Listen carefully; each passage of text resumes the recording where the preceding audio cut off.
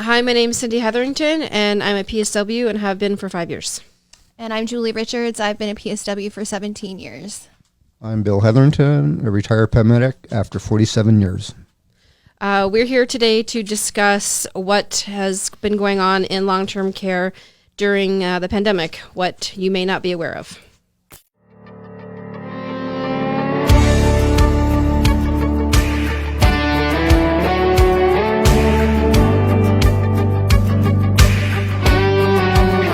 Hey guys, welcome to the Frontline Forward podcast. This is a real special one for me. We've been leading up to this, the last little podcast over probably the last 4 or 5. We've just touched on some of the practitioners here and what we do here at Frontline. And now we want to start mixing it up and start bringing in different guests, people that are doing some pretty incredible things out in the world today. So today's no exception. Instead of 1, we brought in 3. So there you go. My good friend, Mr. Bill Hetherington. Good morning, sir. Good morning, Brian. How are you? I'm great. Thank you for having us here. You look good. You look better. There you go. I don't know how to take that, but I'm okay with that. We have your daughter, Cindy Hetherington, here this morning. Yes. Good morning. Good morning. How are you? I'm well, thank you. How was the drive? Wet. Really? Yes. Oh. Lots of rain. Lots of rain? Lots. Lots of crazy people? Little bit. Lots of stupid people? But you got through it. We made it. And you made the drive in from Milton. Yes, we did. Yeah. Awesome. And you brought along a good friend of yours, Julie Richards. Good morning. Good morning. How are you? A little nervous, not Are gonna ya? lie. Yeah, just a little. This is new to me. Yeah? Yeah, So you don't do this every day? definitely not. Hey, we're all good here. We're all friends. It's just a casual conversation day. We may touch on some emotional stuff, and like I told you guys at the start of this, if it brings up emotions, it does, because that's just what it's all about. If I had to ask you guys, what do you think is the body's number one response to stress, chemical body response to stress? And if I gave you urine and sweat were the first 2, and then there's the big one. The body's number one chemical response to stress. Tears. Tears. Yeah. See, you guys are smart. But that's the truth. It's tears. It's a chemical composition in the body where the body just goes, I can't do this anymore. I need to release something. So it's tears. Yeah. Tears come out. Girls or guys? Which one cries more? Guys. I say girls. Girls. All right, girls have it. Bill, Yeah. you're out. Yeah. Okay, Bill, it was good talking to Bill today. Bill has to leave now. To take the bullet for them, that's all. That's it. But it's girls. So females tend to cry more. Yeah. Guys don't, for whatever reason. And, we know the reason. We get the stigma involved with the job. We got to be the guy. We got to be the guy holding it all together. So that then turns into, when you don't cry, that turns into problems. Yep. Cardiac, respiratory, cancers, heart related stuff. And, and that's where it goes. And it's, that's a truism, absolute truism there. So if you need to cry today, then you just go ahead and cry. I might. Yeah, you might.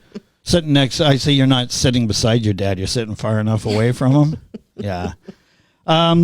Big shout out this morning to my friends, the Singing Soldiers. They're out there somewhere in the world right now. 2 great guys, Graham Trude, Chris Earl, 2 dynamic guys, put together some pretty cool music. Give yourself a little bit of time and sit down and listen to their music. You'll really enjoy it. Great guys. So what are we going to talk about today? What do you guys want to talk about? Let's talk about COVID-19, because Okay, it is facing the whole world. All right. And it's on everybody's mind. Never heard of it. Well, that's why I'm here today, Brian, to give you a That's hand right. there. That's right. All right, Billy, fire away. Before we get going with that, can I ask one question? Take it away. What's your favorite superhero? Wow. I'd have to say Superman. Okay. Yeah. Cindy? Only because I grew up with him. Really? Yeah. Oh, I know where you're going with that. Cindy? Boy, if I had to pick one, Yeah. maybe Batman. Batman. Oh, so we got Batman, Superman. Captain America. Oh, there we go. Captain America. My son's probably going to kill me for that one, but That's okay. That's okay. What about you, Mr. Miyagi? Oh, look at that. Hey, he gets another zero on his paycheck. Yeah. Added to his paycheck. There we go. Yeah, it was all staged. But yeah. I believe it's a generational thing too. When you ask somebody Sure. what their superhero is, because my mother, and this is a shout out to my mom, who's Yeah. been gone like 15 years now, Yeah. and she was a veteran from the British Army, the Second World War, and her superhero was Flash Gordon. Yeah. Because she grew up with Flash Gordon. Yeah. Is Batman a real superhero? I have no idea, but it's my middle nephew's favorite, so I went with it. So you go with that. Julie's sitting over there going, no, he's not a superhero. It's my favorite superhero by far. Batman. Batman. Fantastic. Yeah. Great Love it. car. Great car. Great car. Great toys. Yeah. Awesome. Awesome. Awesome. Yeah. So, Billy, let's get back to it. COVID-19. What do you got to say? What do you think? What do I think? Yeah. Think it's bullshit? Far from it. No, Okay. No. It's a real. It's real? It's real. Okay. It's Go. real. It's all you, man. And it's only started. I think it's this winter's going to be. It's going to be hard on everybody.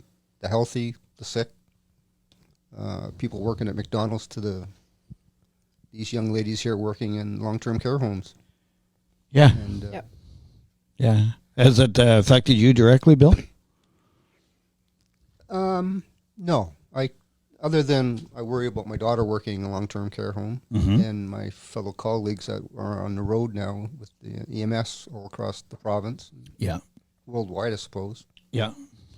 And the answer to the question, no, it hasn't affected me personally. I've been lucky. I haven't got sick. I only know one person that came down with it, and he bounced back within a month. He's back to work. Mm-hmm. And Did he get the cocktail from Donald Trump? Is that what I think we should make a rule today that we Okay. don't talk about anything below the 49th parallel. Okay, let's do that. Okay, because Yeah, because it could get messy. Get messy, get ugly. there's a lot of smart people there, and well, here we are. We're talking about America. Yeah. They can do better. There you go. Listen to the scientists. That's Yeah. all. Listen to the scientists. But we're getting so many mixed messages right now. That's what seems to be. That's what's frustrating for me is we seem to be getting a lot of mixed messages as to who knows what, who doesn't, what you should, what you shouldn't be doing. I don't know. What do you guys think? Mixed messages, and I think day-to-day protocols change. Like one day we're doing one thing at work, or we're doing one thing in the community, and then the next or the same day in the afternoon, they come on to the news and say, okay, we're going to do it this way now. Here's what you have to watch out for. Here's what you have to do to keep safe. And some communities can do this and some communities can't do that. And it's just not across the board. And it's overwhelming, and it messes with your mind. It's mentally exhausting. Yeah, exactly. We were talking before we went live with the show here, and I thought it's kind of interesting. I think it's a good segue to jump in here. Bill, you and I were colleagues for many years. We've been friends for, I don't know, a couple of years anyways, right? Yeah. And I mean, this is an absolute truism. In the 911 world, everybody loves a firefighter. And nothing against the guys and girls that do that job. I have a lot of close friends. But it's usually good-looking guys, good-looking girls, big shiny trucks, save the day, hoorah, they're on the news. Everybody loves them. Everybody hates a cop until they need him. And nobody really, truly understands what paramedics do. Do you think that's fair, Bill? It's very fair. Yeah. I mean, to Very a accurate. certain degree, right? Yeah. But people have the conceptions as to what we do. And in a lot of cases, it's pretty out there. But I mean, that brings me to you guys. So let's hear about what you guys are all about. You got it right across your shirt there. I did. I wore my sweater with pride today. I like it. Yeah. Yeah, absolutely. But you guys work in long-term care. Yes, we do. And that is at the forefront of Yes. what's going on right now. Yep. Right?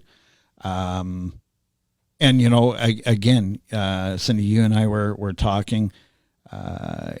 We call it the green room, but the green room before we came in here.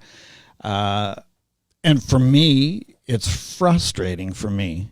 I went through the whole long-term care thing with my dad prior to him passing away. Being a paramedic, and Bill, we can talk about this. Like, we went to a number of places that were just terrible care. Terrible Stuff. And yet we've known this. People have profited from this. People getting involved and opening up places and have profited from this, right? And yet it took the pandemic, and it took our military to go in and to be able to identify back to the government, look, we got a big problem. We got a lot of shitty places out there providing less than standard care. Yep. For me, that's very frustrating as a person that's not part of it. I can't even imagine what it's like for you guys.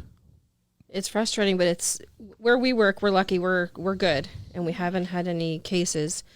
But it's heartbreaking because we see day to day what the residents go through, what they go without, and to think that there's people that are worse off than that, where the military had to step in and say, we're taking over. You guys aren't capable of doing it. Right. You dropped the ball, and these are people's lives. These are, would you agree? Totally agree. Yeah, it's heartbreaking. Tough. So let's hear about you guys. Where you don't have to say where you work, but you're just your personal support workers. I'll start. Yeah, if go that's What the ahead. hell Yes, does that? go. What the hell does PSW mean? personal support worker. It Yeah, has but what's many that? different meanings. Yeah. In my eyes, we're a jack of all trades. We do many different things, not just care, not just feeding, not just bathing. We love the people that we look after. We've been their family and their loved ones for the past 7 months when their families couldn't be there. And that's a great statement there. Julia, it's a great statement that you love and truly care for your patients, because I know that was true for me as a paramedic, and I'm sure it was true for Bill, that we really cared about the people that we picked up. Like, truly. Yeah. Truly we do. Sorry to interrupt. But, That's okay. Yeah. And, I think that we kind of get pushed aside in a way. Like, people don't really necessarily see what we do on a daily, and it's more than what do you mean pushed aside? Well, I think maybe I used the wrong choice of words there, but Okay. I think maybe just overlooked in a way. Ah. I think that was a better choice of words. Yeah. Families haven't been there. We've been there. We've hugged and snuggled and loved these people for 7 months. And, particularly us, we work with people that have dementia. So they don't have an understanding of what's going on. And it's actually been really interesting to see the effects it has on a resident, even though they don't understand. They do understand. Yeah, for sure. They feel it. Yeah. We feel it. They're missing something, but they don't know what they're missing. They don't know what they're missing. So they're used to seeing, we'll say, their husband, and he has stopped coming in because we've locked our doors. They've since reopened, but in the beginning the doors were locked. So they go from seeing their husband every day, whether they know it's their husband or not, it's a face they recognize, to not seeing that face. Now they're like, where's that face that I missed? Right. And like Julia said, we do things more than just the We feeding. shed tears with them. Cry with them, snuggled in bed with them while they cry themselves to sleep, dance in the hallways with them because their husband's not there to dance with them, so we dance with them. You want to get up and dance? Not very good dance. You sure? Nobody needs to see that. All right. Bill, you want to get up and dance for us? I'm not a dancer. You're a fisherman. Very good fisherman. We had that talk. We'll talk about that. All right, guys. So it's carry on. Like, it's PSW. A tough job means many, many, many different things. Lots. Yeah. Lots. I was thinking about this week at work too. I'm finding myself a lot saying to a particular resident, using her son's name, saying, he loves you and he's thinking about you. And now that I thought, I'm a messenger now too. Like I'm relaying messages that they can't relay because either they don't want to come in and fear that they may bring something in, or they can't come in, and they would come in all the time and now they're not. So maybe I should remind her that her son does love her and is thinking of her. And I thought to myself, now I'm a messenger on top of everything else, which I don't begrudge because I love my job. Right. I love my job with every ounce of my soul. But jack of all trades for sure. We wear a lot of hats. Yeah. How long you been doing the job? I've been doing it 17 years. 17. 17 years, and I've All seen at a the same lot. place? Most of it, yeah. Yeah, I've been at where I work, now I won't say where it is, for 15 years almost. It's a wonderful place to work. See, that's a rarity nowadays. Yeah. Yeah. You know, Bill and I have talked about this in the many conversations we've had here. People are just not loyal to their jobs anymore. They're bouncing around all over the place. And, you know, how can you develop that family atmosphere, that family feeling if you're bouncing around all over the place? So 15 years at the one location? One location. Good for you. Thank you. Awesome. Thank you. I love my job. Yeah. I love it. Yeah. Yeah. Can't imagine doing anything else. Really? Really. Really. Really? Maybe winning the lottery and maybe was gonna going say. on a yacht. And So if you won the lottery, would you stay working? that's a good question. No. I think you Bill's out. answered. Yeah. Bill's not working. I guess it all depends on how much I win in the lottery. All right. 10 million. Maybe go back to school. You won 10 million. I'd still go back to school. Would you? Yeah. Yeah, you got to keep the mind busy. Yeah, you got to keep the mind busy. It's good. Yeah. It's good. Yeah. Cindy, how long? I've only been a PSW officially for 5 years. I started the RPN program a few years before I did the PSW program, and for whatever reasons, life got in the way and it got put on hold, and I got tired of working just a basic job, so I went and got my PSW. And for a long time, I thought the nursing door isn't closed. I may revisit it, and I don't know, but the difference between a nurse and a PSW, and I love all my nurses I work with. Nurses have their role and they're important too. We get the hands-on approach, and that's what I love about being a PSW. The nurses are often busy with their medications and they're checking vitals and doing the nursing duties. We're the ones, again, dancing in the hallway, get to snuggle them to bed and cry with them and feed them and make sure that, you know, oh, they don't like that for dinner. I know they like this. Let's pick this for them tonight. The nurses don't have time to do that. So that's officially, I went back to school, got my PSW in 5 years now. Nice. Yeah. And love it. I absolutely love it. And if I won the lottery, I would still work casual. I would 100% continue with PSW. Community, or maybe. volunteer. Or something. volunteer, but Yeah. community, but I'd be surrounded with these people. 100%. Wow, that's a big statement. Yep. Good for you. Yep. No doubt. I don't know. I think I would.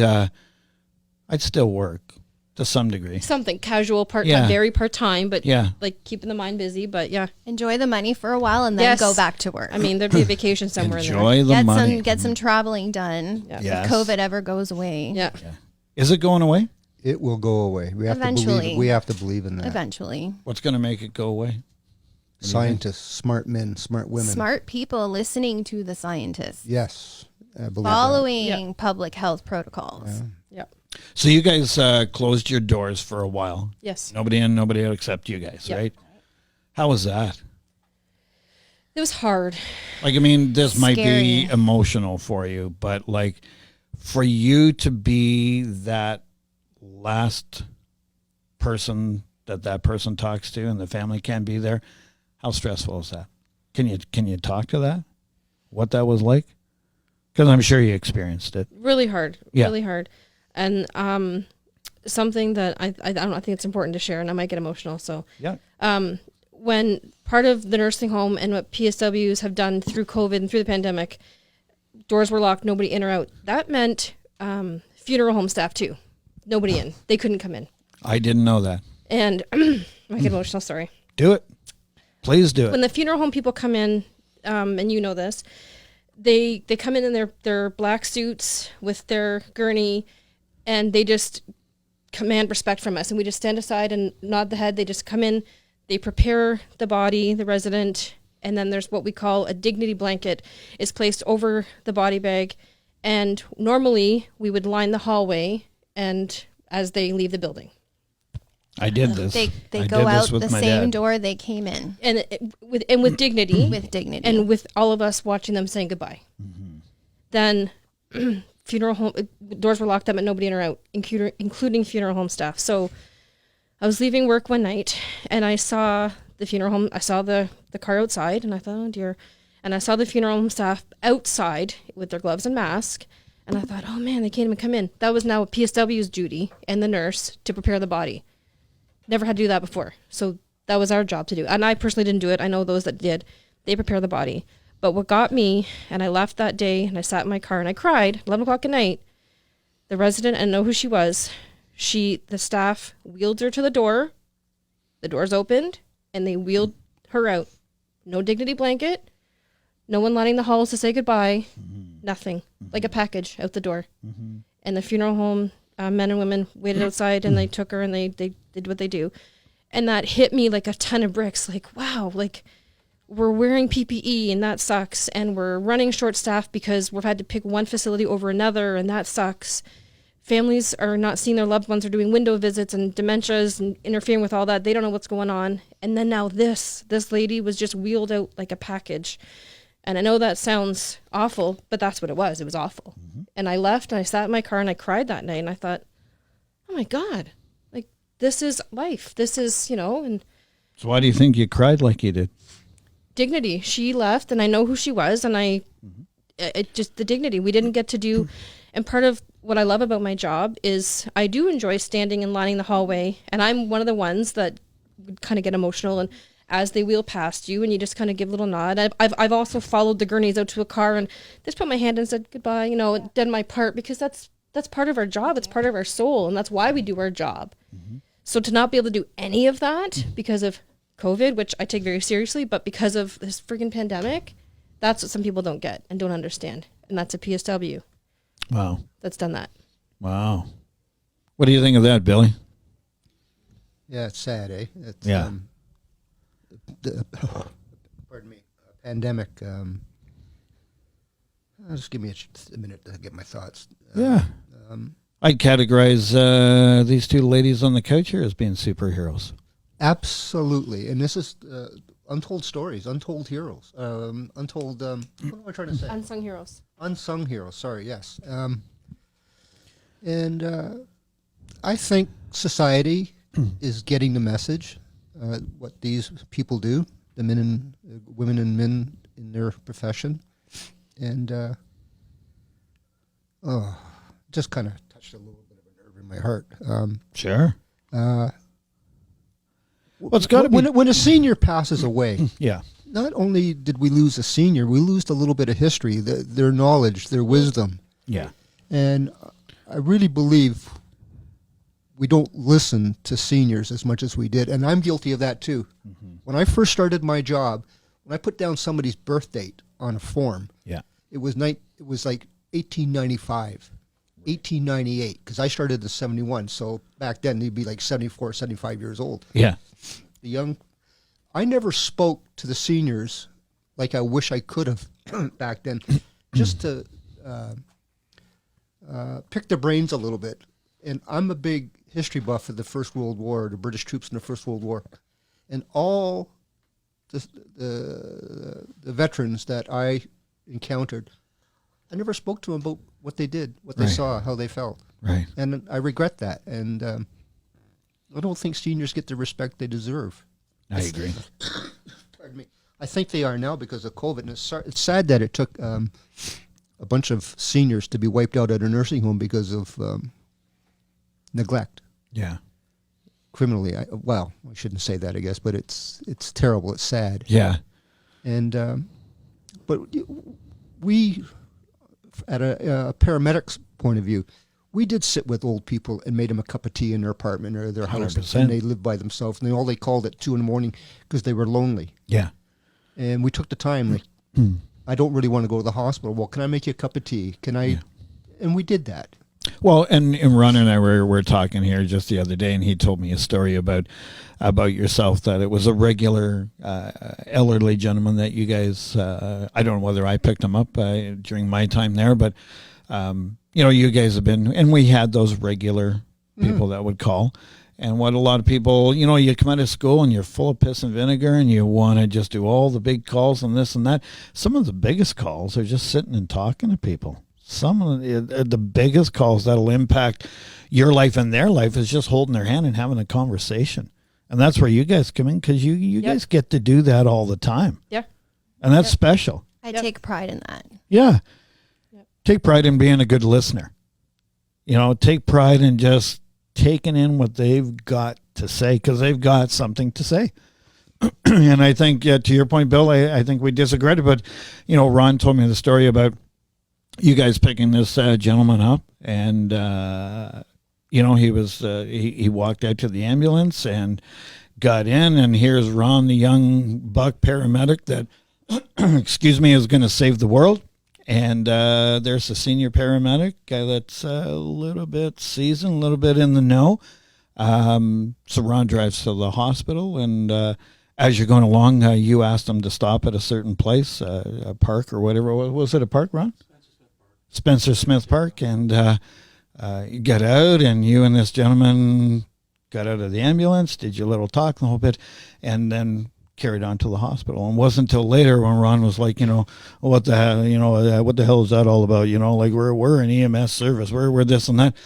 And you said no, that was who that gentleman was, and that he was going to the hospital to pass on, and that you gave him that moment at the park. So that's what it's really all about. So kudos to you, man.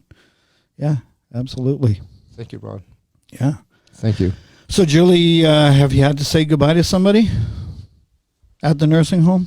I've had to say goodbye to several people over the 17 years I've been a PSW. Yeah. And I take great pride in caring for those people as they're knocking on that door to the next life, wherever they're going. But I do take great pride in that.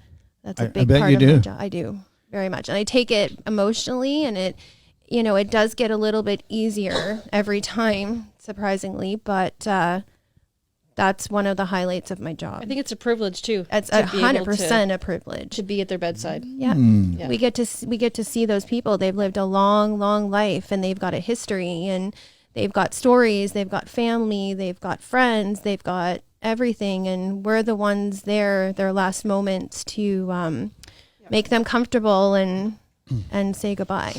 So What a great statement there, Cindy. It's a privilege. Absolutely it is. I believe it is. It's a big step. You're moving on to the next, whatever's waiting for us. Wherever we're going. We don't know. They don't know. wherever Yeah. we're going. And so they're afraid. And yeah. Yeah. And it must be kind of special for those people that are ready and they're fully going to embrace whatever there is to embrace, right? That's a pretty special moment too. I've had to do that a number of times, and that's pretty cool. Yeah. Yeah. You guys got young kids? I have a 12-year-old and an 8-year-old. Oh boy. A little girl and a boy who's going to be 13 in December. Uh-oh, teenager. Teenager. Watch out. I know. Watch out. What, so do you think about them when you go to work every day? I do. My daughter, she is actually autistic, and not severely autistic, but she's a very smart girl. Yeah. And she takes great pride in what her mother does. Right from the beginning, she's been praising us and, telling everyone at school that her mom's a frontline worker, and we all have to wash our hands and be diligent with what we're all doing. And so my kids have been very, very good, and they're very proud of what their mom does. So how's that make you feel? Yeah. very emotional, but absolutely. yeah, Yeah. makes me feel good. Good. Yeah. Absolutely. Cindy? No kids, but 3 nephews that I'm super proud to Yeah. be part of every day. Yeah, Live with them. And Yeah. Yep. Absolutely. Yep. Absolutely. And Bill, it must be pretty, the pride must be just falling out of you knowing what Cindy does. Absolutely. Both these young ladies. Yeah. Yes, absolutely. Absolutely. And talking about protocols, it annoys me to see people that walk into stores, crowded parks, not wearing a mask. Just wear a mask. It's not a big deal. Yeah. Not as if Doug Ford's asked us to shove a can of pork and beans up your ass. It's just wear a mask. Wash your hands. Right. And when a 5-year-old can tell me, Papa, have you washed your hands? Yeah. Yes, I have. Yeah. He's got it. He's got it all together. All 3 of them all got it together. I mean, the kids have transitioned really well. Are your kids have transitioned well to the mask? Like, I mean, sure, they don't like it. Well, but they've been wearing them since the beginning. Yeah. My daughter's used to it, and luckily, because she has sensory processing and she can't regulate emotions very well. So if an autistic child can adjust to wearing a mask and washing her hands, I'm pretty sure the rest of society can do so. I would like to think so. I would like to think so. I would certainly like to Yep. think so. It's certainly not going to cure the virus, but can slow it down. Sure. Until we find that elusive vaccine that they're creating. Yeah. And it's not bleach. And it's not bleach. Yes, exactly. It's not bleach. Cindy, you back. So I just give everybody a little bit of history here. So when we got hit with COVID, we had to shut down just like everybody else. We were able to keep the gym part of our center here open because it was deemed an essential service for our frontline workers. So we kept that going. But we entered into the hand sanitizer business, and we were making the Mennonite population here was making gowns and gloves and masks and the whole bit. Ron and I worked very diligently. We had at times just our studio full of stuff, and then all of a sudden it'd be empty from us getting it out to our frontline workers. And it was important for us to do that. It gave Ron and I a sense of purpose again, a sense of being part of the response team. And we sent, quite a bit of stuff your way. We're proud to do that. We're happy to do that. But you wrote me a letter. Do you remember the letter you wrote? The story, Yeah. The Sunshine Seekers. Yeah. Yeah. Do you wanna talk about that? I had the letter. It was actually posted on my Facebook that I shared publicly for the world to read. So COVID, when our doors were locked, if a resident had to be sent out to the hospital for whatever reason, they were sent out. The second they came back, they're automatically isolated for 14 days. Now, that's tough for anybody. Now you're going to isolate someone on a locked unit. The locked unit, you can't isolate anybody. They wander, they sleep in other people's beds, they do their thing. Really? And it's endearing. It's awesome, right? We love it. But yes, and it's just, you just redirect them, and it's wearing different people's clothes. Lots of stuff happens. But isolation. I'll fit right in. I was going to say, Billy, you're going to greener pastures here, buddy. You're going to fit right in. But too funny. Sorry. So isolating in a locked unit is impossible. But right. For whatever reason, it worked okay for this gentleman. And I wrote a post on Facebook because that was when Toronto at the park, or they opened them, and there was all like crowds of people. The Sunshine Park. I can't remember the name of the park, but I was so mad, infuriated. I thought, here you guys all are, the first sunny day, and I picked up a shift that day, full PPE, in the room with this gentleman who can't leave his room. He's in a room with a window that doesn't open. And I'm talking to him behind a shield and goggles and the whole bit. And he's got dementia. He's got some stitches in his head, and he can't leave his room. And that was hard for 14 days. That was hard to comprehend and hard to... And family couldn't come in. Oh, yeah, family wasn't allowed in. It was just me and him. And it's hard. It was hard on them. And then this particular gentleman, out of isolation, a couple days later, was sent back to hospital. Came back from hospital, another 14 days. So for a whole month, this man who, and is fine today, he's great, locked in his room like a prisoner. Yeah. In his room with no window that opens, behind with someone helping him in full PPE, can't see our face. We're touching him with gloves. We're not even giving that human touch. Like there's nothing. So you had you. We had me, yes. And I love being his person. Right. I loved that. And the other staff that worked with him during all that too. But also, and that's when the numbers kind of rose a little bit, and also all these people in Toronto could go and, picnic together. Can I interrupt there, Cindy? Yeah. You tell the story of the family, the resident that was looking out the window, thought they were looking at their family on TV and couldn't understand why they couldn't hear them? Well, that's the window visits, right? That's the window. We had window visits before anything else, and the Zoom, and that was another thing. They were looking at a camera, like the FaceTiming people, and they want you to come in. They wanted their loved one to come in. They don't understand FaceTime. No. They have dementia. Why are you talking to me on a camera? Why are you talking on a computer? And why are you out there? Come on in. Come on in. They can't come in. Sure. And that's another part of what's happening in long-term care and PSW's role as other staff in long-term care. But explaining that to them, and then taking them back to their unit, and then the person that's helped them is left now. They're left with the PSW to explain what's wrong, why they couldn't see them, why they couldn't come in, Right. why they couldn't have dinner with them. Right. Right. So it's another thing to add to your list. Another thing, yeah, that Just one more. right. That the general public and just society in general doesn't get. So yeah, wear your mask. Just wear your mask. So you're healthcare providers. Yep. You're a shoulder to cry on. You're a person to talk to. You're their person. Yep. Along with everything else. So the list just continues to grow for you guys. Yep. But you like it. Yep. I don't regret And you it for love a it. second. Yeah. You want to continue doing it. Yep. That's a superhero, Bill. That's definitely a superhero. Super women. Yeah. Yeah, absolutely. Tell that to my husband. Where is he? Get him on the phone. Get him on the phone here. We'll tell him for sure. So we're talking about what you guys do, the important jobs that you guys do. It's incredible. How are you guys doing? How are you holding up? At the beginning, Cynthia and I were kind of holding each other Yeah. up day by day. For sure. We both kind of suffer from anxiety. Yep. Myself, PTSD, not from the job, but from other things.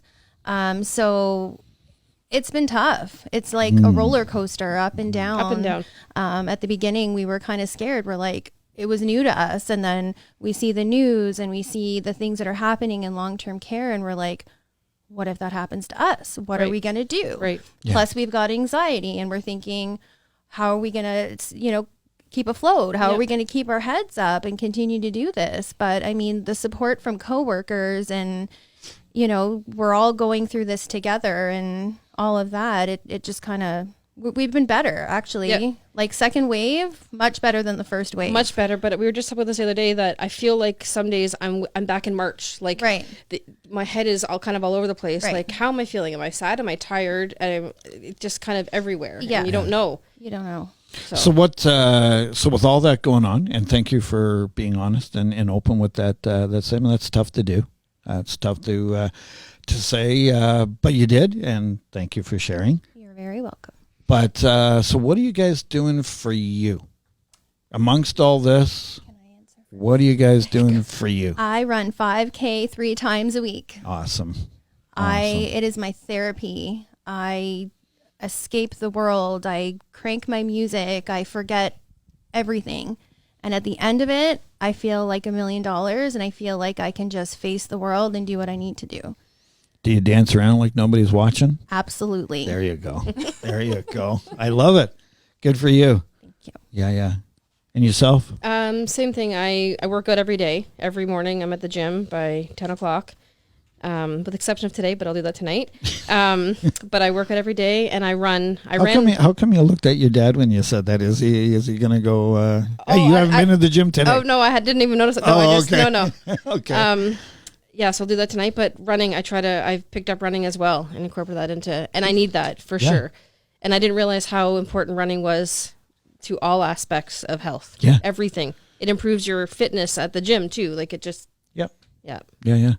No, it's really, it's important for us to identify the stressors in our job and in our lives. But really the big answer here, the big question here is, but what are you doing about it? Because if you're doing nothing about it and you're complaining about it, that's on you. Yeah, absolutely. That's what this has to come down to. The leaders, the organizations, the associations, the big department heads, like they're not going to, they're doing what they can. Outside of that, they're not doing anything else. No. Because they've done their part. And we have to recognize that as that being their part. They've done their part. Yep. Now it's on you. Yep. So kudos to you girls for getting out there and doing that. Thank you. Do you go fishing with your dad? I do. Okay. And I know he's sitting over there, but does he catch anything? I'm 43 years old and I've been Be fishing. careful what you say. I've been fishing with Be my dad for as careful long as I what can you remember, and I've never caught a fish. And that is not my fault. But I love it. I love it. I catch fish by myself. I catch lots of fish. When I have witnesses, But Bill, you say you couldn't take the picture because the fish is too big. You understand. You see yeah, the problem. I get it. Oh, you get I it. get Right, it. Yeah. No, Yeah. I get it. Yeah. Oh, that's awesome. Awesome. And, all joking aside, fishing is very therapeutic. Very, It is. It is Very, being on the water and the Yeah. boat. Yeah, 100%. Without making a joke of it, I Yeah. No, it spent a is. lot of time on the water this year, Sure. and I want to touch on one thing. On this pandemic is going to leave a lot of people with anxiety and depression Sure. problems, Yeah. and I don't think that the people in power are taking a look at that, the Yeah. long-term plan there. Yeah. And that goes back to my statement is like, well, what are you doing about it? And you're going to have to get proactive as a person and as a society to come out the other side of this Yep. healthy and I think you got to swing with people that are positive, keep the like-minded, positivity. It's and- easy to be negative, Yeah, real easy. yeah. It's really easy to go down that dark hole. Well, you know what, Julie, Bill, Cindy, it's been my pleasure to have you on the show. I hope you'll come back. 100%. Tell us some more. Yeah. Thank you. Tell for us some more. including us. Next time we won't have your dad here, and we'll tell some stories too. What was the story you're going to say that? Oh yeah, it just this goes back. I was just brand new to EMS. I'd never been around unionized employees. I don't think we should talk about that. Oh yeah, absolutely. Cannot talk about that. And I don't work for them anymore. Oh, me either. But we get in there, and I'm at my first big union meeting, and the hall is just full of people, and it's rah rah zip boom ba and blah blah blah and everything, and we're talking about sick time, book off.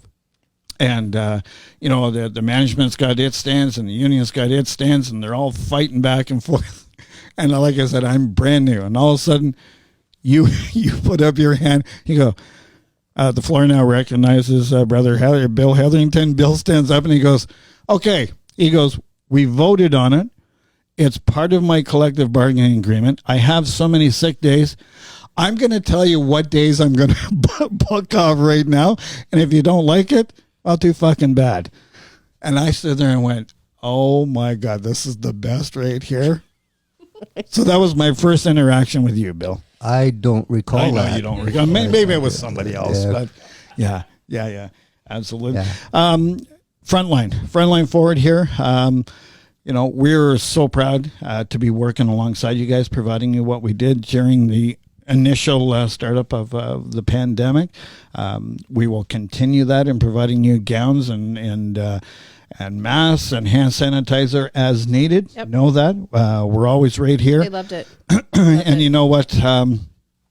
We got a pretty special place here. It's incredible. Thank you. It's important and it's necessity. Yeah, you think so? 100%. Yeah. Why? It's a health and wellness facility. That's how I explained it to Julie on the way here, and we need more of that. I mean, yeah, we do. gyms are health and wellness, but this touches on all parts of health and wellness. Yeah, And we're really proud to say here that we touch on mind, body, soul. Yeah. We absolutely Yeah. do. From and I'm proud to say we touch on it from a spiritual aspect. We're not preaching religion here by any means, but we do have a strong spiritual component to what we're all about here. My last comment, Brian, I was just going to say that when I come here, I find a spiritual feeling. And don't get it confused to going to church, because you can find a spiritual feeling in a garden, Sure you can. looking at a newborn, Yeah. and coming here because it's all like-minded people, Yeah. had their struggles, It's a good energy. good energy. Yeah. There, and like Cindy and you said, it's a wellness center too. Yeah. And Yeah, that's what we're categorized as for our business license. We're a wellness center.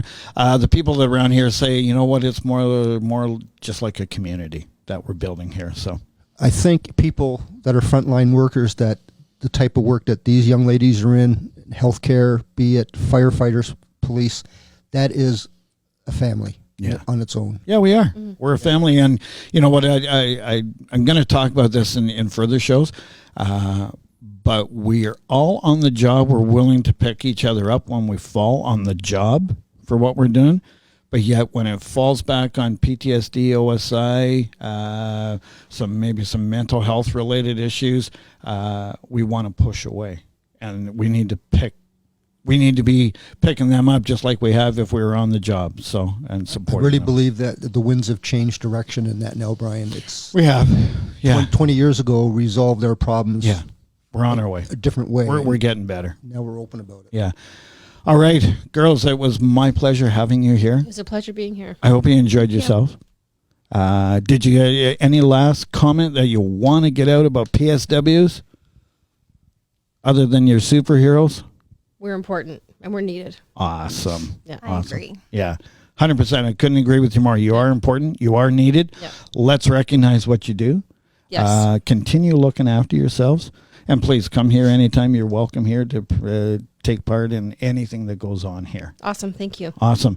Teaching every one of you out there, please stay healthy, stay safe, stay strong. Join us next week. You never know. We'll see what guests we're going to have on. But teaching everybody out there, thanks for listening. Awesome, guys. That was awesome.